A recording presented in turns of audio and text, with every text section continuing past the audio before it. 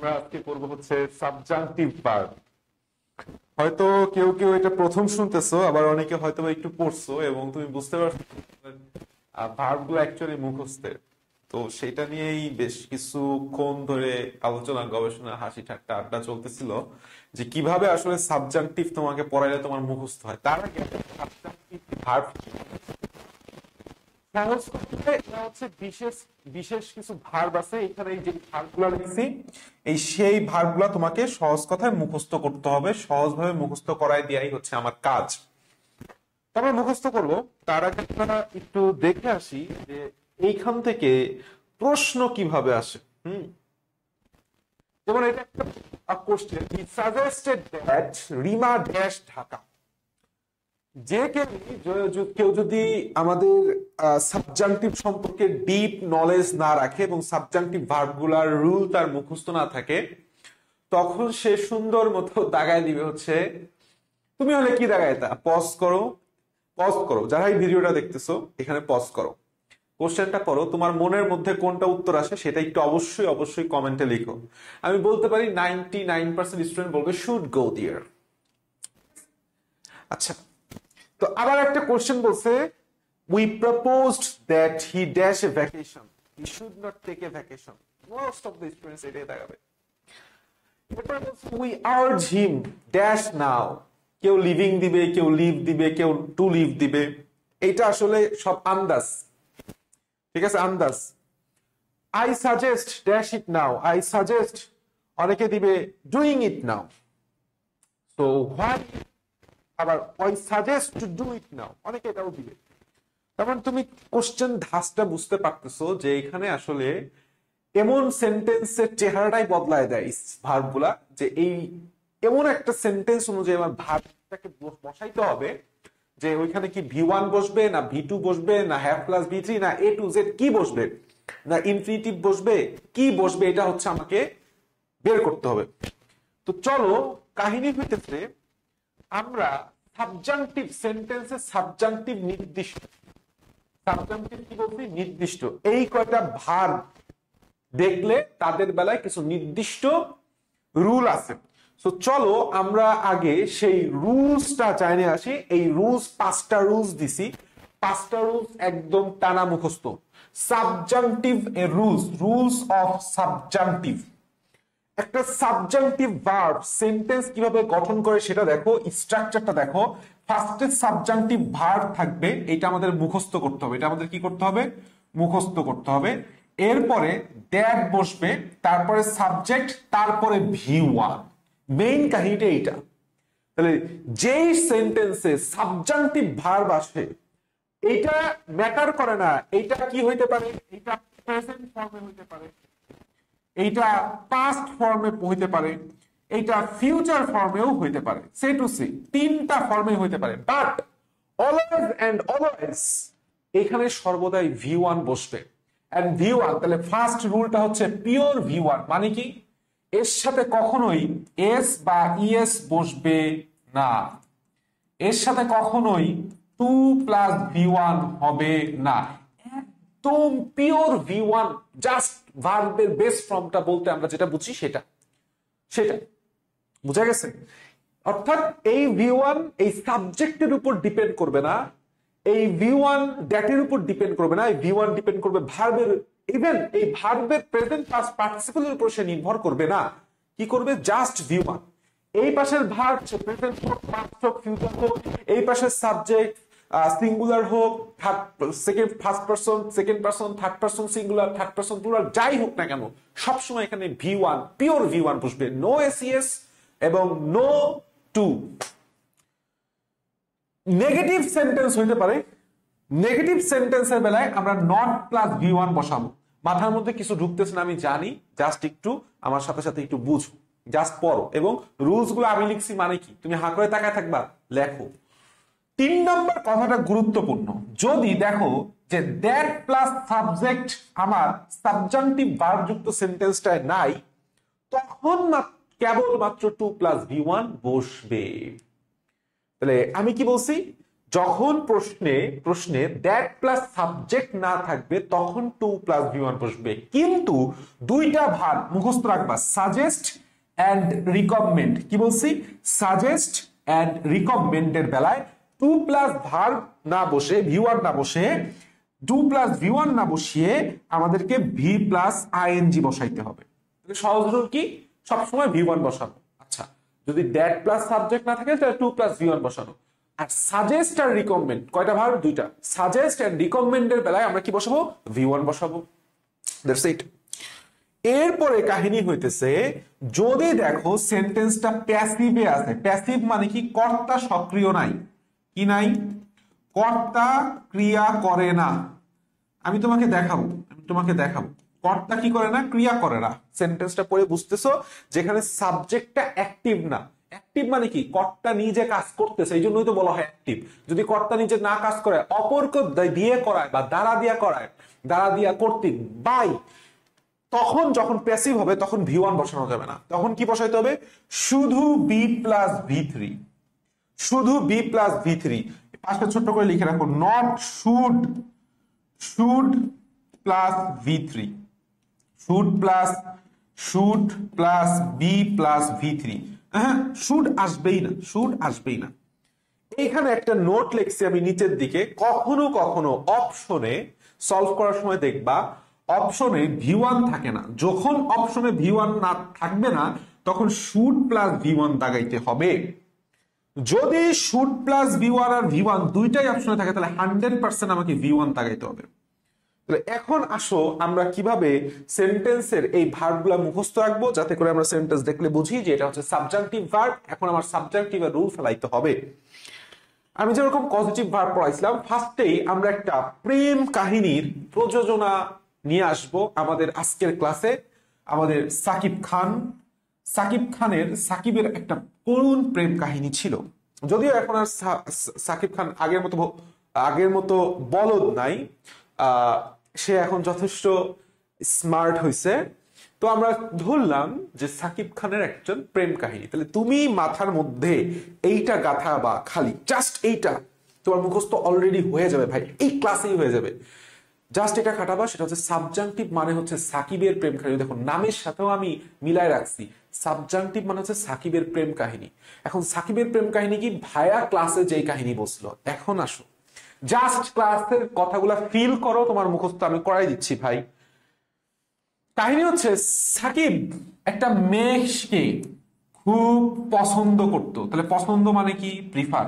স্বাভাবিকভাবেই ধরো আমি কাউকে ভালোবাসি বা পছন্দ করি, মানে আমি কাউকে মানে প্রথম যে নতুন ফার্স্ট ইয়ারে যখন ইউনিভার্সিটি ফার্স্ট ইয়ারে উঠে তখন কি করে? প্রথমে তো একজন মানুষকে পছন্দ করতে হয়, তাই না? তোমার হয়তো তার চেহারা ভাল লাগছে, কথাবার্তা ভাল লাগছে, মন মানসিকতা ভাল লাগছে কিছু না কিছু ভাল লাগছে। তো ভালো লাগা, এই যে একটা মেয়েকে সাকিব হঠাৎ দেখে কি হয়েছে? ভালো লাগছে মানে কি? তুমি তাকে প্রিফার করছো। সাকিব কি করলো? একটা মেয়েকে ফার্স্টে প্রিফার করলো।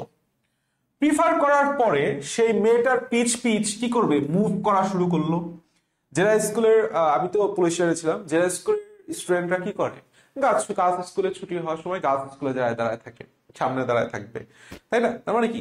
ছেলেরা সাধারণত মেয়েদের পিছে ছুটে, হ্যাঁ, দে চেজ গার্লস। তো কি করে? মেয়েদের পেছে মুভ করা শুরু করলো। তাহলে সাকিব প্রথমে একটা মেয়েকে প্রিফার করলো, এরপরে সেই মেয়ের পেছে মুভ করা শুরু করলো। যার একটা গাড়ি আছে তাহলে তো মাশাআল্লাহ কথাই নেই, R15 হইলে তো কথাই নেই, মেয়ে পইটে গেছে। দুঃখজনক আমার এখন R15 নাই। আচ্ছা আসো, এখন কথা হইতেছে সে মুভ করলো এবং মুভ করে একদিন ওই যে আমি তো কি বলছিলাম, ইম্যাচিউরড, ধাপ কোনো কথা নাই বার্তা নাই, সরাসরি একটা ফুল দিয়ে দিল, বললো আই লাভ ইউ। অর্থাৎ সে কি করলো? প্রপোজ করলো। সে তার ভালোবাসাকে আর্জ করলো। আর্জ মানে কি? মানে ইচ্ছাটাকে প্রকাশ করা। হ্যাঁ, ইচ্ছাটাকে প্রকাশ করা। তাহলে সে তার প্রপোজ করলো, প্রপোজ করে কি বললো? সে তার ভালোবাসা, আই লাভ ইউ বললো। সে তার ভালোবাসাকে আর্জ করলো এবং আস্ক করলো, তুমিও কি আমাকে ভালোবাসো? এখন ভাই শোনো, যারা ছেলেরা ভিডিওটা দেখতেছো শোনো, তোমার আমার অত কিছু চিন্তা করার নাই যে ওই মেয়েটা কেমন, ওর পাস্ট কি, ওর ফ্যামিলি স্ট্যাটাস কি, ওর ভাই কি করে, ওর বাবা কি করে, ও কোথায় পড়াশোনা করে। হ্যাঁ, আমাদের জাস্ট চিন্তা ভাই দেখে ভালো লাগলেই হয়েছে। ভাই কি হয়েছে, মেয়েটা পছন্দ হয়েছে, কেন হয়েছে জানি না, পছন্দ হয়েছে। খোঁজ নিছিস? আর আমি বলতেছি খোঁজ নিছিস না। বাবা কি করে খোঁজ নিছিস না। মা কি করে খোঁজ নিছিস না। ও কি করে তাও খোঁজ নিছিস, পড়াশোনা করে বোধহয়। আচ্ছা, তো বিষয়টা হচ্ছে তো ধাপা ধাপ ছেলেদের বিষয়টা এরকম, কিন্তু মেয়েরা বললাম স্বাভাবিক ভাবে, এটা স্বাভাবিক ভাই, এটা স্বাভাবিক।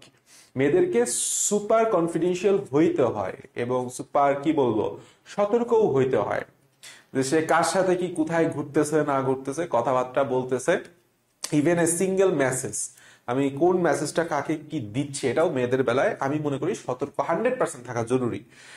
তো কাহিনী হইতেছে, মেয়েকে তো বলছে দিয়ে দিছি ফুল, যা দিয়ে দিছি ফুল, বাস আমি তো সফল, আমাকে আর কে মানা করে, বুঝো না।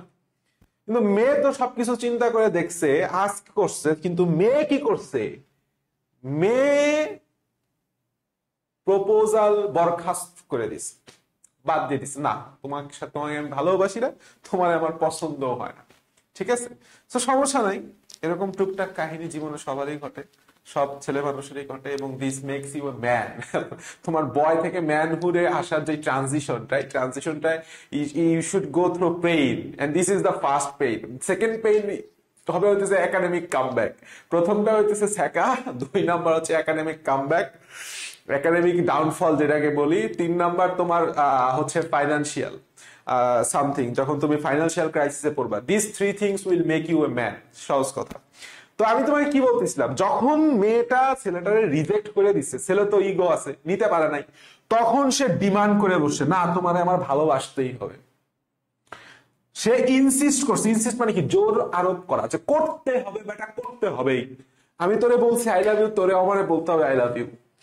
এখন এই কথা তো আমাদের মুরব্বী মানুষের কাছে, সমাজের যে জ্ঞানী গুণী লোকজন সকাল দুপুর রাত 4 টঙে দাঁড়ায় দাঁড়ায় এলাকার কিচ্ছা কাহিনী বর্ণনা করেন, তাদের মধ্যে ছড়ায় গেছে। তো এক মুরব্বী সাহেব বলতেছে যে ছেলেটা ভালো ছিল, ওর প্রেম করার কি কোনো দরকার আছে, ওর প্রেম করার কি কোনো দরকার আছে, ওর বাপের টাকার কোনো কম আছে, ওর educated, his a handsome guy, educated, belongs to well family, well to do family, তাহলে ওর কি কোনো প্রেম করার দরকার আছে? দরকার মানে কি, ওর কি প্রয়োজন আছে? দরকার মানে কি, প্রয়োজন আছে মানে রিকোয়ার আছে, ওর কি নেসেসিটি আছে মানে নেসেসারি, ওর কি প্রেম করা, ওর প্রেম করা কি জরুরি, এসেনশিয়াল, ওর প্রেম করা কি আর্জেন্ট? কিসের জন্য প্রেম করতে গেছে? সমাজের সামনে ও এখন কি হয়ে গেছে, সমাজের সামনে ও এখন ছোট হয়ে গেছে, তাই না? একটা ছেলে যখন মেয়েকে রিজেক্ট করে তখন সমস্যা বেশি হয় না, হয়তো করতেই পারে স্বাভাবিকভাবে, মেয়েদের বেলায়, বিয়ের বেলায় স্বাভাবিক। দেখা গেছে একটা মেয়ের অনেক জায়গায় প্রপোজাল দেয়, হয়তো বা রিজেক্ট হইতে পারে, কিন্তু একটা ছেলে যখন একটা মেয়ের কাছ থেকে রিজেক্ট খায়, সেটা বললাম সমাজে ভালো চোখে দেখে না। আইদার তার কোনো সমস্যা আছে, হয় চরিত্র খারাপ, নাহলে শারীরিক কোনো সমস্যা। এখন কাহিনী হইতেছে, এখন কি প্রেম করতেই হবে? ওর প্রেম করা কি ম্যান্ডেটরি? ওর প্রেম করা কি ম্যান্ডেটরি? বাধ্যতামূলকের আর একটা ইংলিশ ওয়ার্ড হচ্ছে ইম্পারেটিভ, মনে রাখো। ও কি ইম্পারেটিভ? ওর প্রেম করা কি অব্লিগেটরি? কিসের জন্য এখন প্রেম করতে গেছে? তাহলে কি বলছি, প্রেম করা কি ওর আর্জেন্ট, প্রেম করা কি ওর নেসেসারি, প্রেম করা কি ওর এসেনশিয়াল, প্রেম করা কি ওর রিকোয়ার্ড? না তো। ওর প্রেম করা কি ম্যান্ডেটরি, ওর প্রেম করা কি অব্লিগেটরি, ওর প্রেম করা কি ইম্পারেটিভ? না তো। করতে গেছে কেন? মুখস্থ তোমার হয়ে গেছে। এখন এই খবর চলে গেছে মেয়ের বাপের কাছে, মেয়ের বাপ তো দারোগা, দারোগা থাকলে কেউ মাইন্ড করো না, just say to same Bangla সিনেমার কিচ্ছা কাহিনী বর্ণনা করতেছি। মেয়ের বাপ তো দারোগা, কাহিনী তো ঘটে গেছে, দারোগার মেরে প্রপোজ করছে, আবার জোর করছে, ইনসিস্ট করছে, ডিমান্ড করে বসছে। কারণ মেয়ের বাপ পাঠাইছে পোলারে ধরতে পুলিশে, পুলিশকে কি করছে, সে অর্ডার করছে, চৌধুরী সাহেব অর্ডার করছে, তারপর কমান্ড করছে, ডিক্রি মানে জারি করা, জারি করছে, চৌধুরী সাহেব জারি করছে, যা আমার মেয়েকে যে ডিস্টার্ব করছে তাকে ধরে নিয়ে আয়। এখন এই খবর তো ছেলের বাপের কাছেও গেছে। এখন ছেলের বাপ আর ওই চৌধুরী সাহেবের চেহারাটা বললাম জোস, চৌধুরী সাহেব, এই চৌধুরী সাহেব আর বাপ, ছেলের বাবা মিটিং করছে, কি সমস্যা, আপনি আমার ছেলের এমনি পুলিশদের ধরায় নিয়ে যাবেন। আবার তখন ছেলের মেয়ের বাপের যুক্তি আছে, আপনার ছেলে আমার মেয়েকে ডিস্টার্ব করে, তো কি হয়েছে, ডিস্টার্ব করলে পুলিশ আনতে হবে, আমিও তো মেলা ডিস্টার্ব করছি মেরে, তাই না? মানে বাপ বলতেছে সে টু সে যে আপনিও তো করছেন এককালে, বিয়ের আগে তো অনেক করছেন, এখন নয় বাপ হয়েছেন, বুড়া হয়েছেন, বিয়ের আগে এককালে অনেক করছেন না, তো তখন কি বলবেন? তখন তাদের মধ্যে একটা চুক্তি স্বাক্ষরিত হয়, অর্থাৎ স্টিপুলেট মানে কি, চুক্তি, সে টু সে, চুক্তি স্বাক্ষরিত হয় যে আমি আপনার ছেলেকে পুলিশদের ধরাবো না, মারাবো না, কেস কামারি কিছু করবো না, আপনি আপনার ছেলেকে বোঝান যেন আমার মেয়ের পিছনে না ঘুরে। তো এই হচ্ছে সাকিবকে বাবা এসে রিকোয়েস্ট করলো যে দেখো বাবা, এবং কি করলো, সাজেস্ট করলো যে দেখো বাবা, তুমি একটা খুব ভালো ভদ্র ওয়েল টু ডু ফ্যামিলির educated high handsome dashing looking ছেলে, তুমি কেন ওই মেয়ের কাছে যাবা? তোমারে আমি 100টা মেয়ে এনে দিব, তুমি আমি কি করবো, 100টা এনে দিব, জোস বাপ ভাই, 100টা মেয়ে এনে দিব। কি করছে সে, অ্যাডভাইস করছে তুমি তাকে ছেড়ে দাও। পোলাই তো খুশি, সাকিব তো খুশি। হ্যাঁ, এখন সাকিবের যদি মানে কি বলবো বলে যে ঠিক আছে তুমি বুবলিরে ছেড়ে দাও, তুমি উপবিশ্বাসে ছেড়ে দাও, তোমার বুবলির মতো 100টা এনে দিব, বা তুমি বুবলিরে ছেড়ে দাও, তোমার উপবিশ্বাসের মতো 100টা এনে দিব, তাহলে সাকিব তো সেই খুশি না? তাহলে that means this all are the subjective verbs. তাহলে সাবজেক্টিভ ভার্বস আমরা রিভিশন দেই। কি করছিল বাবা তাকে ধাপে ধাপে, বাবার সাথে আমার গল্পগুলো মনে রাখবা, বাবার এখন বি সিরিয়াস, বাবার সাথে চৌধুরী সাহেবের কি হয়েছিল, একটা চুক্তি স্টিপুলেট স্বাক্ষরিত হয়েছিল। বাবা সাকিবকে কি করছিল, রিকোয়েস্ট করছিল, সাজেস্ট করছিল, অ্যাডভাইস করছিল। আচ্ছা, ভালো কথা। আবার চৌধুরী সাহেব পুলিশকে অর্ডার করছিল, কমান্ড করছিল, ডিক্রি করছিল। আচ্ছা, এবং পাড়া মহল্লায় খবরটা ছড়ায় গেছিল, এবং পাড়ার মুরব্বীরা বলছিল এখন কি সাকিবের প্রেম করা আর্জেন্ট, প্রেম করার কোনো রিকোয়ার আছে, নেসেসিটি আছে, এসেনশিয়াল, সে কি প্রেম করা এসেনশিয়াল, সে কি তার জন্য কি প্রেম করা ম্যান্ডেটরি, ইম্পারেটিভ, অব্লিগেটরি। আচ্ছা, তার আগে কি করছিল সাকিব, ওই যে ধরো সাকিবের প্রেমিকার নাম হচ্ছে ঐশী, সাকিবের প্রেমিকার নাম ঐশীকে কি করছিল, প্রেম করতে হবে জোর করছিল, ডিমান্ড করছিল তার প্রেমের। তার আগে তো সে ভালোভাবেই বলছিল, প্রপোজ করছিল, তার প্রেম আবেগ ভালোবাসাটার প্রকাশ করছিল, সে জিজ্ঞেস করছিল তুমি কি আমাকে ভালোবাসো। তার আগে সে তো পিস ঘুরছিল, মুভ করছিল, তাই না? এন্ড তার একদম শুরুতে সে একটা মেয়েকে পছন্দ করত, প্রিফার করত। This all are subjective verb. And now go to the practice session.